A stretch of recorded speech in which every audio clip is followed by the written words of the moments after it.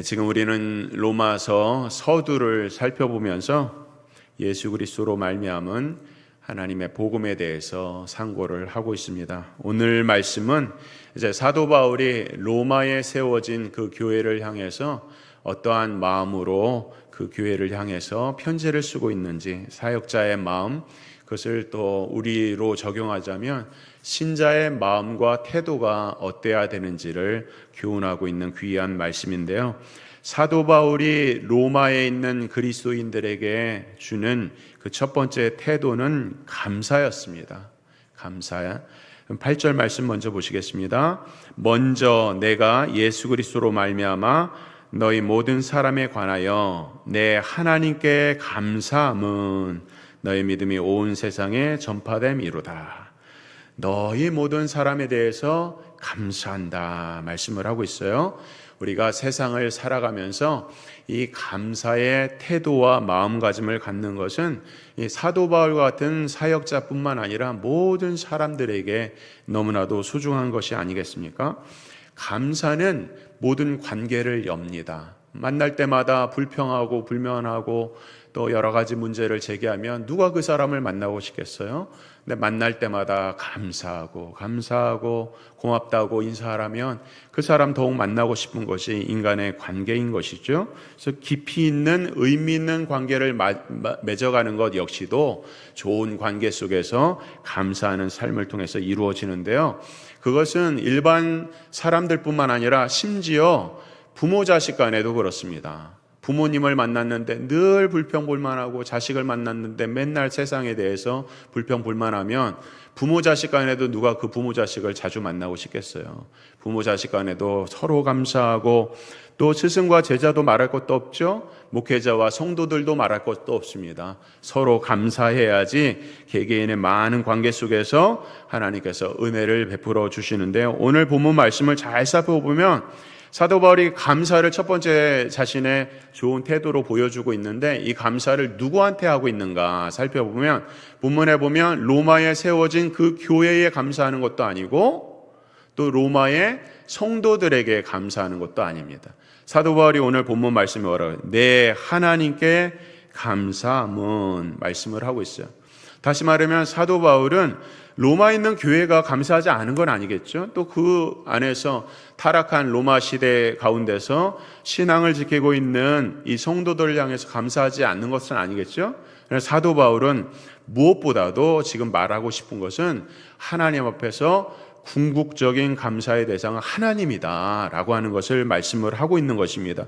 왜냐하면 그렇게 로마의 교회가 세워지고 그런 로마에서 신앙생활을 하고 믿음을 지켜 나갈 수 있는 것은 오직 하나님의 은혜와 자비로만 가능하다는 것을 바울은 믿었기 때문에 그런 것이에요. 모든 것을 가능케 하는 것, 하나님께 모든 것을 감사하고 있는 것입니다. 이런 이야기를 하면 우리 성도들은 그거 당연한 것이 아니겠는가라고 쉽게 생각할 수 있어요. 그러나 감사의 대상이 어떤 사람이 아니라 감사의 대상이 궁극적으로 하나님이라는 것을 믿는 것은 우리의 신앙생활에 매우 중대한 갈림길이 아닐 수 없습니다. 물론 그렇다고 해서 사람들끼리 감사하지 말라고 하는 것은 아닙니다. 오늘날에는 감사를 너무 또 이렇게 안 하는 그런 시대를 살고 있기 때문에 교회에서도 만약에 인색하고 냉랭하고 차갑다면 누가 교회를 오겠어요? 감사하고 사랑해야 되는 것은 너무나도 당연하고 그리고 옆에 있는 성도들이 있기 때문에 우리가 같이 믿음의 생활을 하는 것이겠죠? 그런 면에서 우리 옆에 사람하고 한번 인사를 할 때 이렇게 한번 인사해 보십시오. 함께 예배 드리게 되어서 감사합니다. 함께 예배 드리게 되어서 감사합니다. 네, 감사합니다. 내 옆에 앉아있는 형제 자매들이 그저 옆에 앉아있는 것이 아니라 함께 있다고 하는 것, 함께 신앙의 길을 걸어가고 있고 함께 말씀을 듣고 그 말씀대로 살고자 노력하는 믿음의 인생의 동역자라는 것을 내가 감사하면 얼마나 좋은 관계가 되겠어요? 근데 오늘 본문에 말씀하고 있는 것은 그런 것은 당연하거니와 궁극적으로 누구에게 감사를 해야 되느냐? 하나님께 감사를 해야 된다는 거예요. 다시 말하면 이 말씀은 우리가 어떤 사람하고 어떤 일에 대해서 감사라는 것은 어떤 조건과 이유가 있어서 감사한다는 것이 아닙니다. 그러므로 오늘 이 자리에 앉아서 세상 걱정 근심 가운데 있는 분도 있고 또 사업처에 어려움이 있는 분들도 있는데 그러한 조건과 이유 때문에 감사하는 것이 아니라 하나님이 살아계셔서 우리에게 가장 좋은 것을 주실 것이라고 하는 그 궁극적인 믿음을 가지면 근심, 걱정, 염려, 세상의 짐들이 다 떠나갈 줄 믿으시길 바랍니다. 그런 은혜가 있길 바랍니다. 제가 가장 좋아하는 예 중에 하나는 부모 자식의 예입니다. 오늘 궁극적으로 누구에게 감사를 해야 된다고 그랬어요? 하나님께 감사를 한다고 그랬어요? 부모 자식이 있단 말이에요? 그러면 자식은 부모를 봉양하고 사랑하고 존경하고 감사를 해야 되는 것은 당연합니다. 당연한 거예요. 그렇죠? 근데 지금 현대 시대는 꼭 그렇지는 않아요.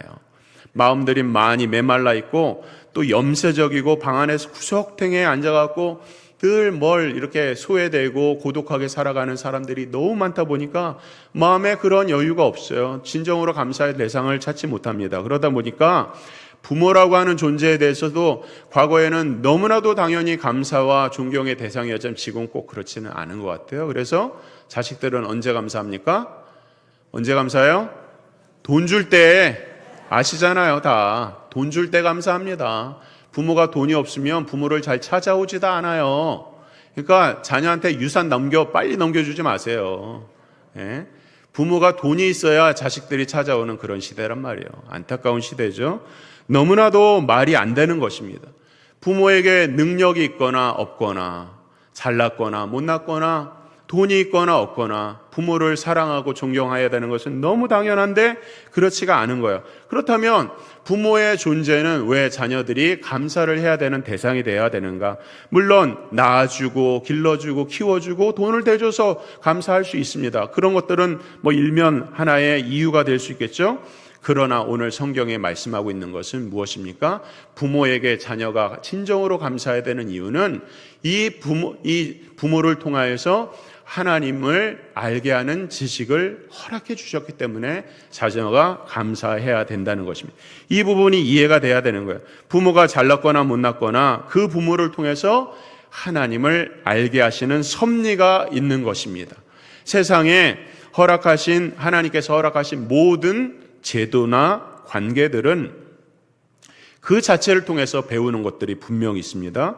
그러나 궁극적으로는 그 제도나 그 어떤 관계 자체가 의미가 있는 것은 그것을 통하여서 하나님을 배우고 발견하고 알아가게 하는 것이 하나님께서 이 세상에 가정을 세우시고 제도를 세우시고 국가를 만드시고 여러 가지 것들을 만드신 이유가 그 안에 있는 것이요. 그 증거가 뭐냐면 예수님께서 세상에 오셨을 때에 뜻밖의 제자들한테 이런 말씀을 하세요. 이런 얘기 세가족들은 처음 들을 수도 있는데요. 예수님 때문에 자식이 부모를 미워하고 부모가 자식을 미워하는 일이 있을 것이다 말씀을 하세요. 이 말씀은 무엇보다도 신앙 안에서 같은 신앙을 바라보지 못할 때 부모 자식 간에 갈등이 생기고 남편 아내 간에 갈등이 생기는 너무 당연한 말씀인 것입니다. 그러나 그 뜻을 잘 생각해 보면 가장 중요한 것은 뭐냐면 가정에서 남편 아내를 주시고 부모 자식을 주신 것 자체가 목적이 아니라는 것을 말씀하고 있는 거예요. 만약에 그 관계가 부모 자식 간의 관계가 근본적인 목적이라면 예수님께서 왜 자식이 부모를 미워하고 부모가 자녀를 미워하는 때가 올 것이라고 말씀하셨겠어요? 그러니까 부모 자식을 통해서 궁극적으로 말씀하시는 것은 그것을 통하여서 하나님을 발견하고 하나님을 알고 하나님을 경외하기 위해서 부모 자식 간의 관계도 주셨다는 것을 말씀을 하고 있는 거예요. 반대로 말씀드리면 부모는 자녀를 또 어떻게 대해야 되는가? 자식을 키울 때에 부모가 만약에 자기가 이루지 못한 꿈, 젊었을 때 나는 아름다운 미술을 하고 싶었고 아니면 법관이 되고 싶었고 의사가 되고 싶었는데 상황이 형편이 여의치 않아서 그렇게 살지 못했다는 거예요. 그러고 나서 자녀를 낳으니까 너는 법관이 돼야 된다. 너는 의사가 돼야 된다. 너는 언론이 돼야 된다. 자기의 꿈을 대리로 그것을 실행하고 성취하는 대리 만족으로서 자녀를 키운다면 그 자녀의 인생이 얼마나 불행하겠냔 말이에요. 자기 인생은 자기의 것인데 자기의 꿈을 펼치지도 못하고 그냥 부모가 하라는 대로 사는 거예요. 성인이 되어서도, 나이가 40, 50이 되어서도 그 부모의 꿈이 자녀의 꿈이 되어서 살아간다면 자녀는 뭐하러 존재하냐 말이죠. 얼마나 불쌍하겠어요? 그것뿐만 아니라 부모가 자식을 키우면서도 이제 뭐라고 합니까? 이제 갈등이 생기면 부모가 이런 말을 합니다. 내가 너를 어떻게 키웠는데, 이런 얘기를 하고, 또는 너 하나 잘 되기 위해서 내가 그렇게 너한테 투자했다고 얘기를 해요.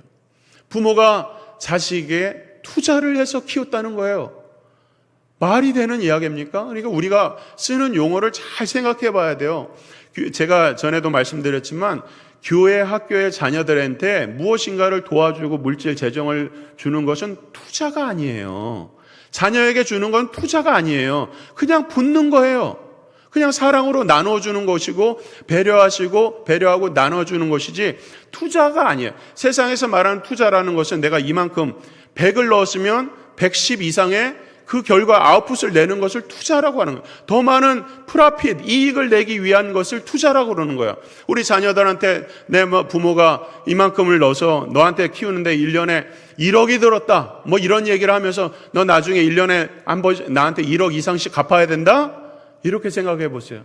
자녀를 한 명 낳아서 키우는데 기저귀를 몇 장 가는지 아세요?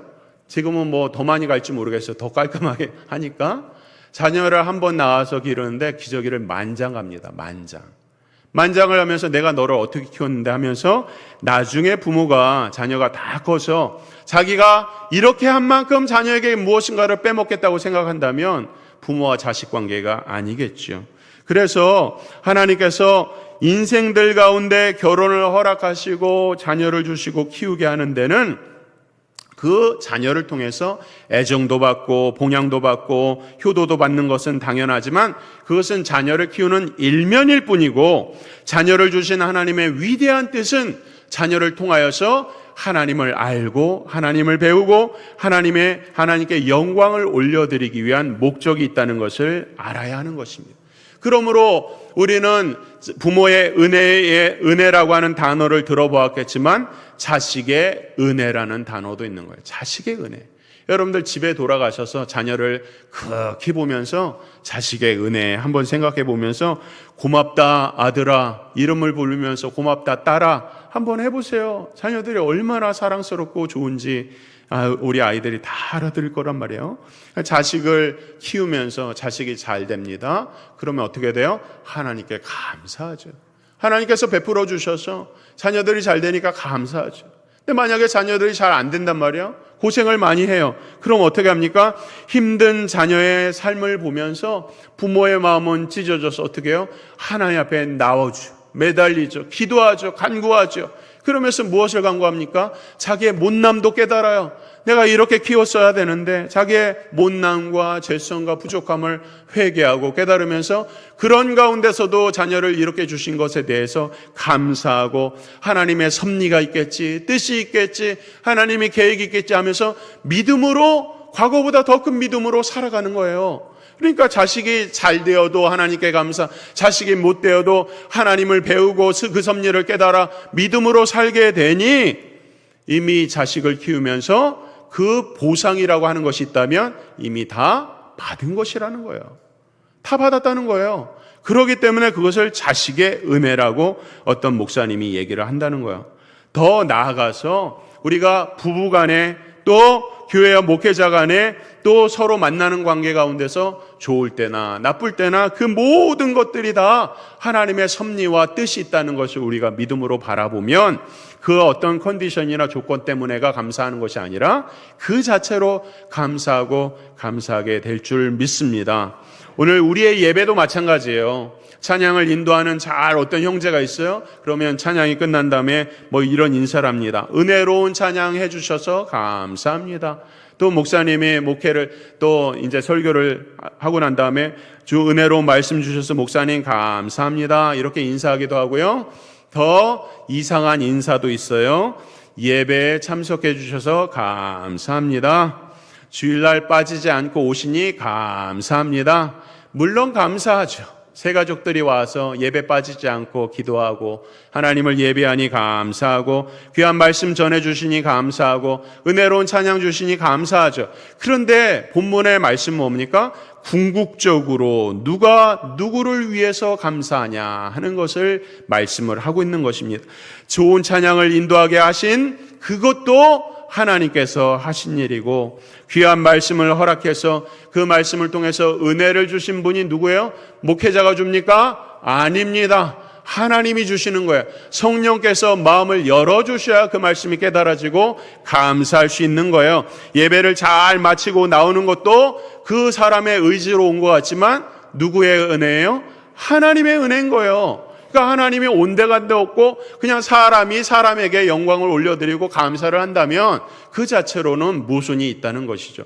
만약에 우리가 모든 관계와 사람과 어떤 일 가운데 그 가운데 역사하시고 살아계시고 함께 하시는 하나님을 바라보면서 궁극적으로 하나님께 감사할 수 있다면 신앙생활하면서 시험에 안 들 것입니다. 시험에 안 들어요. 우리가 살아가면서 이렇게 풍성한 어떤 봉사를 하고 하는데, 내가 이렇게 하는데 나에게 감사를 안 해? 나에게 고마워하지 않아? 그런 마음이 일종의 보상 심리가 우리를 시험에 들게 하는 것이거든요. 그러므로 궁극적으로 하나님을 바라본다면 우리는 시험에 들지 않는 신앙의 여정도 걸어가게 되는 것입니다. 그러므로 사도 바울은 그 사역, 얼마나 광범한 그런 사역을 했어요. 그 지치지 않는 사역 가운데서도 그 감사의 내용을 보니까 자신을 구원하신 하나님께 감사하고, 또 구원받은 그 많은 백성들을 또 그 타락한 로마에서 하나님께서 믿음 생활을 하게 하시니 그 자체로 감사 모든 것이 하나님께 감사였다는 것입니다. 두 번째로 사도 바울의 사역에 대한 태도는 진실했습니다. 9절과 10절 말씀 보세요. 내가 그의 아들의 복음 안에서 내 심령으로 섬기는 하나님이 나의 증인이 되시거니와 항상 내 기도에 쉬지 않고 너희를 말하며 어떻게 하든지 이제 하나님의 뜻 안에서 너희에게로 나아갈 좋은 길 얻기를 구하노라 하면서 로마 교회를 향해서 사도 바울이 자신의 모든 것을 바치고자 하는 그런 섬김의 마음을 이 말씀에 담고 있는데, 그 섬김이라고 하는 것이 무엇이냐라고 할 때 뭐라고 그래요? 본문에 뭐라고 그럽니까? 내 심령으로 섬기는 것이라고 하는 것은 심령으로 섬긴다는 거예요. 우리가 봉사를 할 때 되면 교제하고 여러 가지 일들을 하게 되어 섬긴다는 그런 것들을 보면 어떻습니까? 교회에서 눈에 보이는 일과 보이지 않는 일들이 있어요. 보이는 일들은 어떤 경우는 그것은 힘든 일이고 남들이 하기 귀찮은 일들이요. 무더위 가운데서 주차 안내하고 봉사하고 땀이 뻘뻘 나죠. 또 식당에서 무더운 더위 날 음식을 만들고 눈에 보이는 그런 일들이란 말이에요.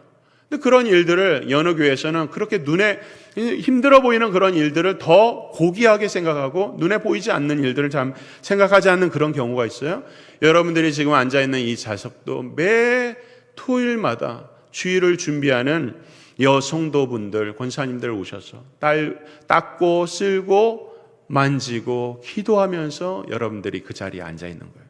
보이지 않는 섬김이 있다는 거예요. 그러니까 보이는 섬김과 보이지 않는 섬김을 비교하는 그런 생각들이 뭐냐면 이원론적인 생각이라는 거예요. 겉에 드러나는 일들은 거창하고 겉에 드러나지 않는 일들은 그렇게 중요한 일이 아니라고 하는 그런 생각, 이원론적 두 가지 원리에 가지고 있는 그런 생각 자체가 우리의 신앙을 아주 위축하게 하고 왜소하게 하는 것입니다. 교회 안에서의 일들도 마찬가지입니다. 어떤 사람들을 생각할 때 세상에서 나가서 일하고 학생들은 공부하고 열심히 일하는 것들은 고귀한 일이고, 교회에서 섬기고 봉사하는 것은 그저 짜투리 시간이 남으면 와서 하겠다는 그런 생각을 갖는 것도 이원론적인 생각이라는 거예요. 어떤 것이 가치가 있느냐? 물론 다 가치가 있어요. 저는 바라기는 제가 교회에 와서 부임해서 사역을 하다 보니까 여러분들도 알다시피 우리 교회 학교가 더 많이 부흥해야 되지 않겠습니까? 다음 세대가 많이 부흥하고 젊은 사람들이 많이 있어야 된단 말이야. 근데 우리 아이들을 데리고 우리 교육자들이 무엇인가를 하려고 그러면 나오질 않아요. 나오질 않아. 어디가 있어요? 주일날에도 학원 가는 거예요. 학원. 저는 정말 소원이 있습니다. 우리 교회 자녀들에 대한 소원이 있어요. 우리 아이들이 정말 학원 가지 않아도 세상에서 귀하게 쓰임받고 어느 누구보다도 더 멋진 인생을 살았노라고 고백되어진, 신앙 고백되는 그런 교회의 역사가 재현되길 바랍니다. 우리 선조들은 주일을 생명같이 지켰어요. 그날을 구별했어요. 일도 하지 않았어요. 제가 섬겼던 교회에서도요, 우리 교회 장로님은 주일날에 일을 꼭 해야만 하는 그런 직업을 가졌어요. 근데 그 일을 하지 않게 되면 여러분들이 상상할 수 없는 어마어마한 손해를 보게 돼요. 일반 교회의 재정의 3분의 1을 책임지는 장로님이었어요. 주일날 일하지 않으면 그렇게 되는 거예요. 근데 저는 우리 선조들이 주일 신앙을 지키기 위해서 자기의 손해를 감수하고, 또 학생들은 이 자기가 공부하는 것도 뒤로하고, 여러분들 지난번에 수능에서도 1등한 학생들 인터뷰에서 1등한 인터뷰하니까 그 학생들이 뭐라고요? 제일 듣기 싫은 말, 저는 공부가 제일 쉬웠어요. 이런 얘기를 하더라고요. 그러면서 자기는 학원에 안 갔대요. 1등한 청년이 그러더라니까. 만점 받은 수능 학생이 만점 받았는데 자기는 학원 안 갔대요. 그러니까 제가 하는 얘기가 아니라 수능 1등 받은 친구가 하는 얘기니까 그 말씀을 잘 새겨들어서 우리의 인생이 과연 우리의 자녀들이 무엇에 우선순위를 둘 것인가, 적어도 주일만큼은, 오전 시간만큼은 교회에 내어줘야지 아이들이 신앙교육이 무엇인지 배우고 잘하고 무엇이 인생의 우선순위인지 알 거 아니겠습니까? 아침에도 오는 시간이 늦는단 말이에요. 제 시간에 9시에 예배를 못 드려요. 그러고 나서 곧장 가요. 그러면 아이들은 일주일, 1년 365일 동안에 일주일, 한 달, 일주일, 6일 동안, 7일 동안에 아이들이 신앙교육은 도대체 언제 하냔 말이죠. 언제 합니까? 집에서 합니까? 그렇지가 않은 거예요. 그러니까 이것을 누가 변화시킬 수 있어요? 이 아이들을 가진 학부모들의 마음이 바뀌어야, 우선순위를 하나님께 둬야만이 학원 가지 않아도 하나님께서 우리 자녀들 책임져 주신다라는 그런 생각을 가져야 우리 교회가 바뀌고 우리의 자녀들 바뀌고 우리의 가정이 바뀌고 이 사회가 바뀌는 것이 아니겠어요? 그런 마음을 갖길 바랍니다. 이런 생각들, 세상의 일들은 가장 가치 있는 일이고 공부하는 일은 가치 있는 일인데 교회에서 일하는 일들은 주어진 때문에 정말 작은 시간, 자기의 남는 짜투리 시간 바쳐야겠다는 그런 생각을 갖는 것도 이원론적인 생각이고요. 또 어떤 생각이 이원론적이냐면 교회 안의 일은 영적인 일이고 세상에서 일하고 공부하는 일은 오히려 육적인 일이라고 하는 그런 생각을 갖는 정반대의 사람들도 있어요. 근데 잘 들으세요. 우리가 우리의 삶에 주어진 일이든 공부든 교회에서 봉사든 무슨 일이든 그것이 내 마음의 중심에 하나님을 위한 일이 된다면 그것은 모두가 다 하나님께 거룩한 예배가 되는 거예요. 오늘 사도 바울은 이런 진실한 마음으로 그 태도로 하나님 앞에 나아가니까 그것이 예배가 되고, 세상 사람들은 뭐라고 합니까? 믿는 사람들을 향해서 비방하는 말이 있어요. 세상 사람들이 교회를 향해서 교회 성도들이 가장 아름다운 때가 2번 있다 하면서 비꼬는 말이 있어요. 예배 드릴 때, 노방전도 할 때, 이때가 가장 아름답다는 거예요. 그 말은 뭡니까? 그때 빼고는 아름답지 않다는 거예요. 세상에서 오히려 더 비도덕적으로 살아가고 양보하지 않고 그런 모습을 보니까 기도하고 예배할 때는 천사와 같은데 그렇게 그 외의 것들은 다 그렇게 살지 않으니 그야말로 그것이 문제라고 교회를 향해서 지탄하는 세상의 목소리가 있는 것입니다. 그러므로 사랑하는 성도 여러분, 오늘 이 말씀을 잘 들어야 돼요. 우리의 섬김을 누가 하신다고요? 살아계신 하나님께서, 내 심령으로 섬기는 하나님께서 아시는 거예요. 내가 세상에 있던, 직장에 있던, 학원에 있던, 가정에 있던, 교회에서 이렇게 거룩하게 예배를 드리던 어디든지 내 심령을 아시는 하나님께서 우리를 감찰하고 계시고 우리를 보고 계시고 우리를 돕고 계시다는 것을 오늘 사도 바울이 말하고 있는 거예요.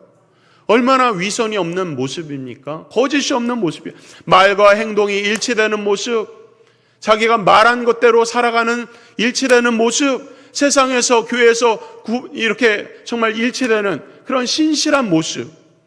교회에서는 이렇게 사는데 세상 나가면 다르게 사는 그런 이원론적인 겉과 속이 다른 그런 삶을 사는 것이 아니라는 거예요. 진실된 삶이라는 것, 하나님 앞에서 내가 진실되이 섬기는, 내 심령으로 섬기는 하나님께서 나를 감찰하고 나를 아신다는 그런 마음이라는 거예요. 그 반대가 무엇입니까? 시침이 떼고 부정직하고 교활한 것이래요. 사도 바울의 믿음은 하나님께서 자신을 다 아신다, 자신을 보신다, 그런 마음으로 자기는 지금 사도 바울은 연기하고 있는 것도 아니고 자기의 진실된 마음, 자기의 양심을 다하여서 단정한 마음으로 내 심령으로 섬기는 하나님 앞에서 믿음으로 살아갔던 것이 바로 사도 바울의 모습인 것입니다. 진실한 성도가 돼야 됩니다. 마지막으로 사도 바울의 태도에는 파격이라는 것이 있어요. 파격. 오늘 본문 처음 보시면 사도 바울이 뭐라고 시작하냐면 먼저 이렇게 시작하죠. 개역 개정 성경에서는 이렇게 표현하지만 옛날 개역 성경에서는 첫째로 이렇게 시작합니다. 첫째로, 먼저, 첫째로 이렇게 시작했으니까 그 다음에 살펴보면 뭐가 나와야 돼? 둘째로, 그 다음은 이렇게 나와야 되는 거예요. 첫째, 둘째, 셋째 이렇게 나와야 되는데 성경 어디를 봐도 첫째로 이렇게 말하고 난 다음에 둘째가 없어요. 다음이 없어요. 이러한 문법적인 그런 부분들을 영어로 에너컬루투라고 하면서 문법의 일관성이 없음이라고 하는 표현을 신학자가 쓰고 있는 거예요. 한 문장을 내려가다가 문법에 맞지 않는 때가 나올 수도 있고 어떤 논지를 가지고 주장을 하는 논리를 펴다가 끝에 흐지부지하게 마무리를 하지 못하는 것들이 바로 파격이라고 하는 문법 용어라는 거예요. 그것은 뭐냐면 오늘 성경을 보다 보면 사도 바울이 너무나도 논리적이고 지성으로 충만했고 어떤 사람들보다 학자보다 더 대단한 학자인 사도 바울의 이 어투를 볼 때에 가끔씩 이렇게 미완성의 문장이 등장하고 있는 거예요. 놀라운 일이죠. 사도 바울이 지능이 부족해서 그럴까요? 지성이 부족해서 그럴까요? 논지를 잘못 말해서? 그것이 아니라는 거예요. 사도 바울이 왜 이렇게 논지가 이렇게 일관성이 떨어지고 이런 파격이라고 하는 문장을 쓰고 있는가? 그것은 바로 사도 바울의 복음의 열정과 감격 때문인 것입니다. 사도 바울은 지금 로마를 향해서 복음의 감격을 가지고 이야기하다가 자기의 논리를 떨어뜨리는 거예요. 내가 정말 첫째로 이렇게 이야기하다가 복음의 감격이 너무 충만해서 이런저런 얘기를 하면서 이 로마에 있는 성도를 향해서 격려하고 감사하고 또 진실된 태도에 대해서 강조를 하다가 자기가 말하고 있는 것들을 넘어가 버리는 거예요. 이러한 것들을 파격이라고 하는데 이러한 사실은 오늘날 지성을 추구하는 현대사회, 이성중심적인 현대사회에서 너무나도 큰 위로와 도전을 주는 것이죠. 다시 말하면 이 파격을 통하여서 우리가 깨닫게 되는 것은 우리는 이것이 오류나 모순이라는 것이 아니라 사도 바울과 같은 사람도 그의 어떤 이지력이나 아니면 지성이 그의 마음을 누르고 있는 것이 아니라 하나님을 사랑하는 그 복음의 열정의 그 마음이 그의 지성과 이지를 누르고 있다는 것을 생각하게 되는 것이죠. 그러니까 우리가 그런 말을 하지 않습니까? 마음은 원하는데 육신이 약하다 이런 말도 하기도 하고 머리로는 알겠는데 마음이 따라가지 않는다 뭐 이런 말도 하기도 한단 말이에요. 그래서 사도 바울은 이 파격 문구를 통해서 하나님 앞에 참 감사할 수 있는 것은 그의 마음이 그의 마음의 중심이 그의 지성과 논리를 넘어서고 있는 거예요. 왜? 복음의 열정이 너무 크다는 것이죠. 그렇기 때문에 이 말씀을 통해서 사도 바울이 단순한 문학가로서 아주 유창하게 로마서를 쓰고 있는 것이 아니라서 너무 감사하죠. 그는 실로 그리스도의 위대한 종이며 복음 전도자요, 설교자요, 진정한 교사였던 것입니다. 진리를 말하면서 자기의 논리를 놓쳐버리는 일, 그런 일을 해보신 적이 있습니까? 어떤 믿지 않는 사람들과 복음을 전하기 위해서 이런저런 얘기를 한단 말이에요. 복음의 열정이 너무 뜨거워서 자기 논리가 없어져 버려요. 이런 말을 하다가 이 얘기로 마무리를 해야 되는데 이 얘기하다가 또 다른 하나님의 은혜를 말하고 다른 하나님의 은혜를 마무리 못하고 또 다른 하나님의 은혜를 마무리하는 거야. 어떻게 그런 일이 가능한가? 논리를 주장하는 사람들은 정말 저 사람 말 저렇게밖에 못하는가 이렇게 생각할 수 있겠죠? 그러나 그런 것이 아니라 가정에서도 똑같습니다. 가정 얘기 오늘 많이 하는데요. 부부간에 남편과 아내가 말다툼을 합니다. 그러면 보통 아내들은 자기의 마음을 알아주기 원해서 이런저런 얘기를 한단 말이에요. 그럼 남자들이 뭐라 그래요? 논리가 안 맞는 거예요. 무슨 얘기를 하는 거야 도대체? 첫 번째 뭐라고 말했다고? 두 번째 뭐라고? 세 번째 뭐라고? 하면서 논리로 1, 2, 3을 말하길 원하지만 아내들은 그렇게 논리를 따라서 이야기하는 것이 아니라 뭐라고 합니까? 자기의 마음을 알아주길 원하는 것이죠. 그러나 그게 맞지 않는 거예요. 그래서 결론이 나지 않는 그런 부부싸움이 얼마나 많이 있습니까? 그래서 이런 책도 있죠. 화성에서 온 남자, 금성에서 온 여자. 말이 서로 대화가 안 돼요. 남자들이 어떻게 해야 됩니까? 논리를 뛰어넘어서 아내의 마음을 이해하지 못하면 논리를 가지고 생각하는 남성으로서는 부부관계가 온전하게 될 수가 없겠죠. 이것은 가정뿐만이 아닙니다. 교회에서도 마찬가지고 세상도 말할 수 없는 것입니다. 세상도 말할 필요가 없어요. 오늘 이 말씀을 통하여서 이 맥락에서 자신이 이성적이라고 생각하고 논리적이라고 하는 사람들은 잘 들어야 돼. 이 파격이라고 하는 이 흐름을 잘 이해를 해야 되는 거죠. 우리는 세상에서 정의를 말하면서도 때로는 그 정의에 합당하지 않은 자신도 타협하는 삶을 살면서 세상의 정의를 말할 때가 얼마나 많이 있는지 몰라요. 한국 여론조사 가운데서 한국 사회의 가장 큰 문제가 무엇이냐고 물어봤습니다. 그랬더니 절반 이상이, 그 여론조사에 참여한 절반 이상이 문제가 뭐냐? 뇌물이 문제라고 했어요. 근데 만약에 그 조사를 받았던 사람이 1000명이었는데 그 1000명의 사람들은 과연 그러면 뇌물을 주고받지 않았을까요? 그렇지 않겠죠. 다시 말하면 비관적으로 말하는 거예요. 비관적으로 말씀드리면 어떤 사람이 자기가 승승장구하고 사업에서 무슨 일을 하기 위해서 뇌물을 준단 말이에요. 어쩔 수 없이 뇌물을 준다고 자기는 생각해요. 그러면서 여론조사를 하니까 이 사회의 가장 큰 문제가 무엇입니까? 뇌물이 문제라고 얘기하는 거야. 그러니까 이 이야기는 뭐냐면 세상에 정의롭고 공정을 말하는 사람들은 그 수준이 자기의 수준에서 공정과 정의를 말할 뿐이지 하나님의 마음의 수준에서 하나님의 공의와 정의에 도달할 수 없는 인간의 본성과 약함을 가지고 있다는 것이죠. 그러므로 지금 이 말씀을 잘 정리하면 우리가 어떤 고상한 이성과 논리를 주장하길 원하는 사람들은 잘 들으셔야 돼요. 그것을 가지고 무엇을 말하기 원하는가? 그것을 가지고 다른 사람을 진정으로 덮고 사랑하고 포용할 수 있는 그 논리와 그 이성이 아니라면 그것은 아무것도 아니라는 거예요. 진짜 중요한 것은 사랑이지 자기의 논리와 이성을 통해서 남에게 한 방 먹이고 더 고차원적인 논리를 말해서 무엇을 얻겠냔 말이에요. 사도 바울이 마음이 그런 거예요. 누구보다도 논리적인 사람이에요. 누구보다도 고상한 사람이에요. 그러나 그런 고상한 논리와 이성이 중요한 것이 아니라 자기가 어떻게 하든지 자기의 논리가 깨어지고 자기가 논리가 원치 않아도 어떻게 해요? 그것을 통해서 더 한 사람이라도 얻길 원하는 사도 바울의 마음이 있는 것이에요. 복음을 넘어서는 거예요. 복음으로 모든 것을 덮는 거예요. 이것이 오늘 사도 바울이 말하는 파격인 것입니다. 오늘날 많은 것들이 형식의 노예가 되었습니다. 그래서 우리가 모일 때에 세련됩니다. 단정합니다. 멋집니다. 그러나 만약에 단정하고 멋지고 세련된 모임과 장소와 공간을 갖췄는데 그 안에서 관계도 없고 영적이도 못하고 진리가 결여되어 있다면 그것은 다 형식적인 껍데기일 뿐인 거예요. 오늘 우리에게 우리의 예배를 볼 때도 예배의 형식이 순서 잘 맞아 떨어지고 음악적으로 역동적이었다 이런 거 중요한 일일 수 있죠. 좋은 일일 수 있어요. 그러나 예배 가운데 가장 중요한 것은 이 예배 가운데 진리가 선포되는가, 이 예배에 복음의 열정과 하나님의 사랑이 있는가, 그것이 중요한 거예요. 오늘 우리 교회에 새가족으로 오신 분들을 향해서도 오늘 우리의 성도들은 그런 생각 안 갖겠지만 전도에서 몇 명이 왔다더라, 재정을 얼마나 썼다, 그런 거 평가의 내용이 될 수가 없는 거예요. 무엇보다도 우리는 이 영혼들을 위해서 얼마나 눈물로 기도를 했는가, 내가 얼마나 열정으로 복음을 전했는가, 이것을 통해서 하나님이 영광을 받았는가, 그 영혼의 문제가 중요한 것이지 형식적으로 몇 사람이 왔고 어떻게 했고 그것이 뭐가 중요한 것이겠어요.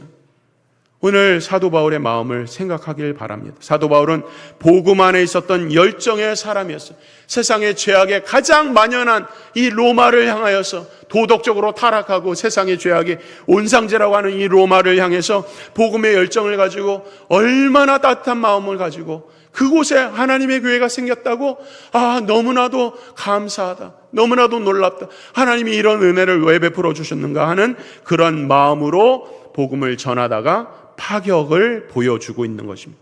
바라기는 오늘 우리의 삶 가운데도 하나님께 대한 감사가 넘치길 바랍니다. 우리 옆에 있는 사람들 감사하죠. 그러나 궁극적으로 첫 번째 하나님께 대한 감사를 놓치지 마십시오.